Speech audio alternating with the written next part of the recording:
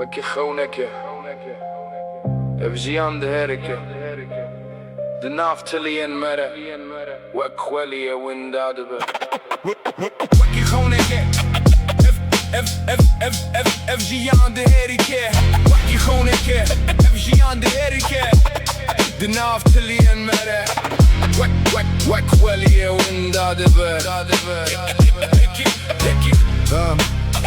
wekî xewnekê الساعاتێن çûyî wek sîberên êvarê li pê me dimînin lê destê me nagehê her gava ez li paş we dinêrim wek laperên pirt û kekê ne kevin û zer pirt û kek ku min bixwe bihêsî ra nivîsan lê niha xerîbim nikarim bixwînim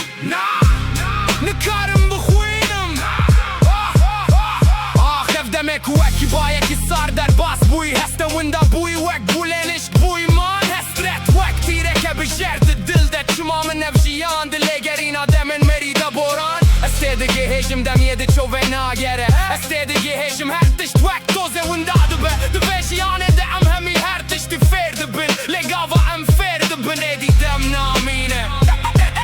êdî dem namîne